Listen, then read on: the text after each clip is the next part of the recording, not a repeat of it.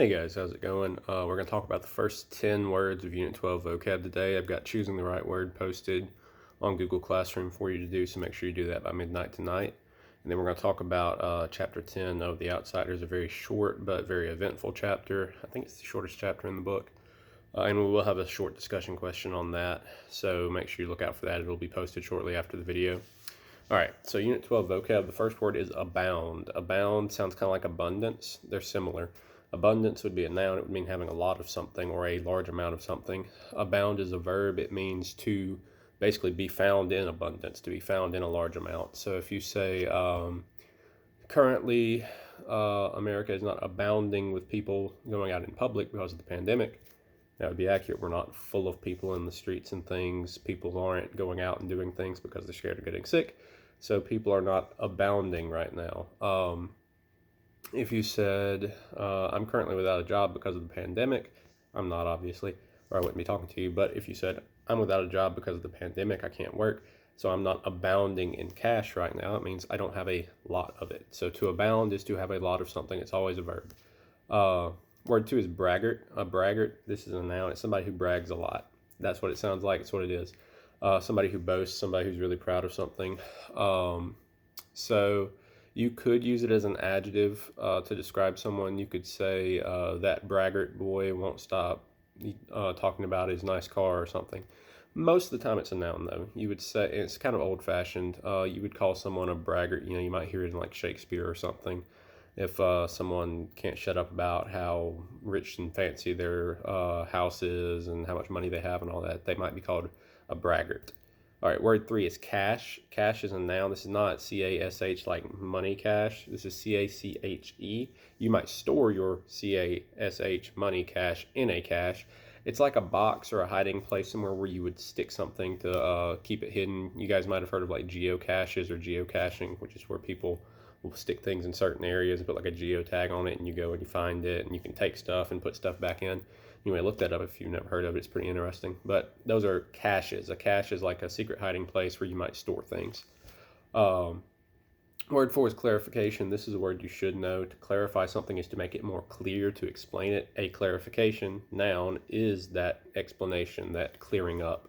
So if you have a question about a vocab word and you email me or post on Google Classroom, I will respond with a clarification, something that explains it and hopefully makes it more clear to you. Word five is despondent. So this is something I hope none of you guys are right now, having to sit at home all the time. Despondent is sad, hopeless. It's like a really strong word for sad. It's really similar to depressed. So if a good friend of yours had something awful happen to them, like say a good friend of yours died, let's hope that doesn't happen, but that's just an example, you would probably become despondent. That's the level of sadness we're talking about. This isn't like, oh, I stubbed my toe or I didn't get to go to the movies, so I became despondent. Despondent is like you lost someone important, you lost your job, something just pretty bad happened, like maybe you've had to sit at home for a couple months because of a quarantine. That kind of thing might cause you to become despondent. It means like distant, depressed, sad, not communicating. Word six is embezzle. This is a word you may have heard as well. So this is a verb. It's to steal money, but it's more specifically to steal money that you've been trusted with. So this usually comes up, actually when I lived back in Millport, Alabama, in my small town, I heard several stories of treasurers of churches, people who handled churches' money, embezzling it for their own purposes. Let's hope none of you have ever encountered that. But when someone is basically like a clerk or a secretary or a treasurer, someone who handles money a lot at their business or their job, or maybe someone in a bank, and they take some of that money, like say somebody pays you $20 for something and you keep 3 of it and stick it in your pocket, and every time that happens you keep $3. At the end of the year, if you're getting paid $20 for a service multiple times a day and you've kept $3 of that every time, you've made a lot of money, but you've embezzled it, you've stolen it. But it's not just like going and taking it like robbing. It's specifically taking money that was given to you, you were trusted with, usually in your function in a business. Okay, so if you're a bank teller and you're stealing some of the money from that, or if you were like a treasurer or a clerk or something at a church and you were stealing some of the money that was trusted to you, like out of the offering plate, you take $1 every time, something like that, that's embezzlement, embezzling money. Word 7 is heartrending, and it is what it sounds like. If you're not familiar with this word, it's just something really sad, something that causes grief, something upsetting. It's an adjective. You could say that heartrending movie caused us all to cry, something like that. It's a pretty easy word, one you're probably familiar with. Word 8 is leisurely. This is another thing you're probably familiar with. This is, it can be an adjective or it can be an adverb. It means to do something in a way that's kind of lazy, but it's not specifically lazy as much as it is not in a rush, not hurried, kind of calmly, relaxedly, more specifically. So it's lazy would imply that you're not supposed to be doing this. If you're doing something in a leisurely fashion, usually it's because you don't really have to do it in a quick way. Like you may do your schoolwork throughout the day in a leisurely fashion. Like you may take your time with it, not rush yourself, not beat yourself up over it because you've got all day. You don't have a whole lot of other stuff to go do. Me personally, I try to get my school stuff done as early in the day as possible so I can answer emails and, do my own thing, which I'm sure a lot of you do as well. So I'm not very leisurely with my schoolwork, but some of you guys may be. If I say, hey, let me go for a leisurely drive around town, I don't have anything better to do, I might just get in my car, drive around town. That would be leisurely because I'm not rushed, I'm not in a hurry.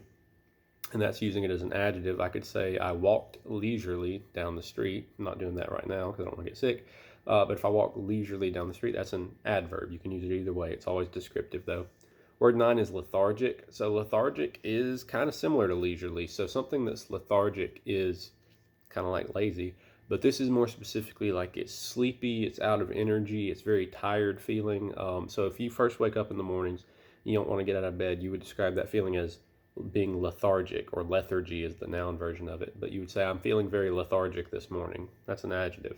You would say the lethargic young lady couldn't get out of bed in the morning, or the lethargic young lady was useless until she'd had her cup of coffee, something like that. So it's got that feeling of laziness to it, kind of like leisurely, but it's more specifically tied to that tired, sleepy feeling.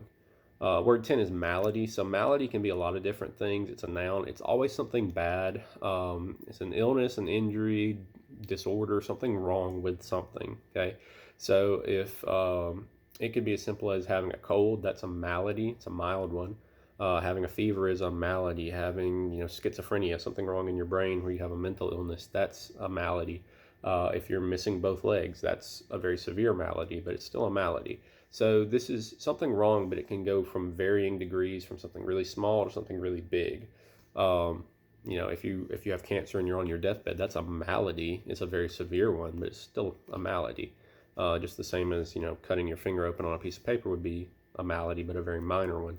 So it's something wrong of any varying degree. It's often used literally, but it can be used figuratively.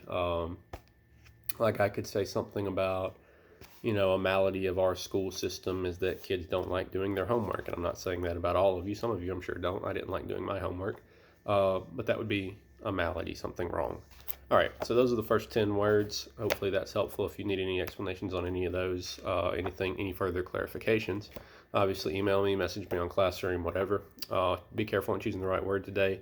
If you notice anything wrong with it or anything that gives you pause, anything confusing with it, email me, let me know.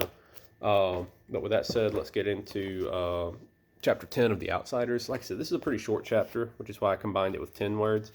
It's not going to take me terribly long to talk about it because there's not a huge amount to dissect here, even though something really big does happen in it. This is another of those chapters where if you have not read it, turn the video off, go read it. It'll take you 15 minutes to read this chapter at the most. It's a very important chapter, not quite as important as the previous one as far as depth and meaning, but still important. So we get another character death in it, obviously. In this chapter, we have Ponyboy feeling very sick. He gets home. They can tell there's something wrong with him. Derry gets up and he's like, where have you been? Kind of angry again. But he sees how sick and just kind of out of it Ponyboy looks, and he calms down a little bit and his voice softens and he's like, Ponyboy? And he's talking to Soda and he's like, somebody needs to get this kid and sit him down. Because he looks like he's kind of out of his head, and he is, from the grief and the head injury. It says he's got a concussion later on when he wakes up. He hasn't eaten a lot. He's in pretty bad shape. Setting himself up to get pretty sick, honestly. And he tells them, Johnny's dead or Johnny died. And this whole time he's like, Johnny's not dead. He's not dead. I don't believe this. He's not really dead. He's going to be on the street corner smoking a pack of cigarettes, things like this. And if any of you have ever lost someone in your life, sometimes you go through this sort of thing. I've never necessarily tried to convince myself that someone I'd lost wasn't really gone, as much as, I've gone by somewhere or gone to a place where I would commonly see them and I just expect them to be there, because they always were. And when they're not, it's kind of a weird, surreal feeling. You're like, why did I expect them to be there? They're dead. And Ponyboy's kind of experiencing that sort of denial with Johnny. He's just verbalizing it more as he's not dead. He's not dead. He's going to be right here. He's going to be just like he always was. Because this is a difficult thing for him. He's just lost his best friend at a very, very young age, an age where you shouldn't be losing people, especially not other people your own age. So he tells them, Dally ran off. He's going to blow. He's not going to be able to handle it. And they're like, well, it turns out Dally does finally have a breaking point, and they're all kind of surprised by this. And they get a phone call, and Dally says he's robbed a gas station, and he's running from the cops, and they're going to have to hide him for a while. So as soon as they get out to the lot, it seems like Dally knew how all of this was going to happen. It seemed intentional, and it seems to me that he wanted his friends there to see it. The reasons why are a little more complicated, but it definitely seems to me like he set all this up on purpose. He called them knowing that he didn't plan on hiding, knowing that he didn't plan on dragging them into it, knowing that he planned to go out exactly the way he did. He pulled an unloaded gun on the police, knowing that it was unloaded, knowing what would happen, knowing that his friends would see it. And he was shot down, as would be expected. And you can't necessarily blame anyone in this situation other than Dally himself. I mean, he robbed the store, causing the police to follow him. He pulled the gun. Police have no way of knowing it's unloaded, and if he points it at them, they have to defend themselves. So Dally ends up dead, and Pony says, his explanation is Johnny was the only thing that Dally ever loved. That's an interesting statement. It's an interesting idea. Because then you have to question, why does Dally love Johnny? It's obvious why Johnny idolizes Dally and looks up to him, but the whole gang kind of feels like Johnny's their pet. We've seen that over and over again, and they all cared about him. But why would Dally specifically tie so much emotion up to Johnny? And that's something I want you to think about as we answer our discussion question for today, which is going to be a 3 or 4 sentence response. It's going to be, why does Dally do this? Not why does he attach that emotion to Johnny, but that certainly ties in.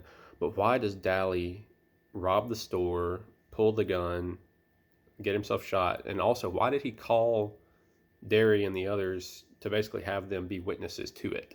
Why this whole sequence of events? Why is all this the way he chooses to go out? And because there's such a sharp contrast between Dally and Johnny and who they are as people. Johnny, he doesn't want to die. He says, there's so much more. I wish I had more time now. He says, I used to think about killing myself, but now, I just want to live. Dally, on the other hand, commits suicide by cop. That's what it's called.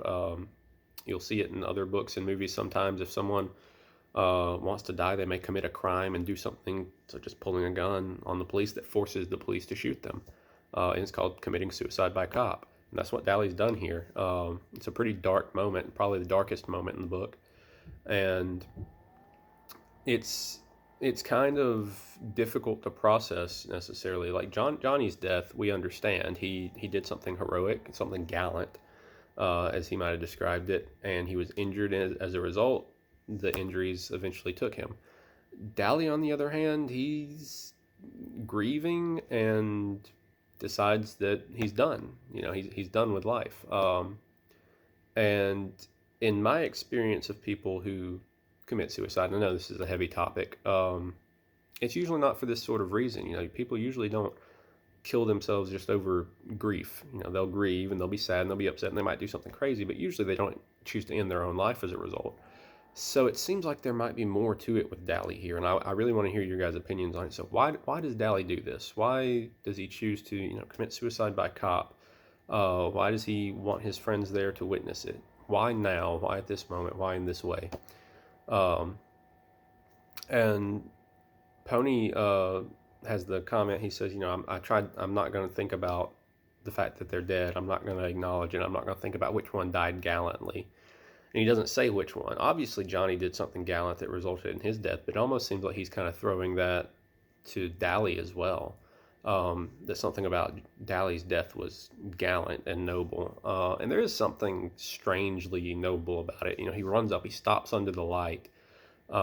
He turns, and let's see if we can find exactly where it is. It says,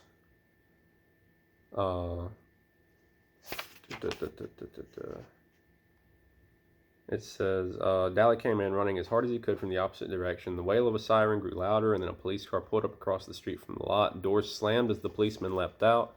Dally had reached the circle of light under the street lamp. It's kind of like a spotlight shining down like on a stage. And skidding to a halt, he turned and jerked a black object from his waistband, so the pistol. Dally raised the gun, and I thought, you blasted fool, they don't know you're only bluffing. Dally knows that they don't know he's bluffing. It's on purpose. The pony hasn't connected that yet. And even as the policeman's gun spit fire into the night, I knew that was what Dally wanted. So there it clicks. He was jerked half around by the impact of the bullets, then slowly crumpled with a look of grim triumph on his face. So his face looks as though he's succeeded in some way. He's triumphed. He's overcome something, like he's won. It's just weird. And again, there is something weirdly gallant in it. The spotlight shining down, the look of triumph. It's almost like an inversion of Johnny's death. And there's a lot going on there that I want you guys to try to work with a little bit. I'm not asking you to go super deep into it. I know I'm asking some high-level stuff when I go comparing the two and all that. All I'm asking you is why Dally does it the way he does it. But anyway, Pony does end up pretty sick, ends up falling. He wakes up, and he's talking to Soda and Derry. Apparently he had to go to the hospital. He had a pretty bad concussion. He was sick and all that. He's back home now. He slept for like 3 days, doesn't remember a lot of it, and they've been taking care of him. But obviously most of the overall drama and action of the book is over at this point. We've got just a few chapters left, and then the book will be done. And it's going to be a little bit of a wind down. Actually, we may only have one chapter left. Let me see. I believe, no, we got two. Yeah, two. Relatively short chapters. And the next chapter is actually shorter than chapter 10. I was wrong. It's not the shortest chapter, it's the second shortest. Chapter 11, the one you're going to read today and over the weekend, if you are, either class, you'll be reading it over the weekend, is the shortest chapter in the book at 6 pages. But everything winds down from here. The main two chapters kind of are this one and the previous one. So answer that discussion question. Do choosing the right word. Let me know if you got any questions, anything else, and see you guys.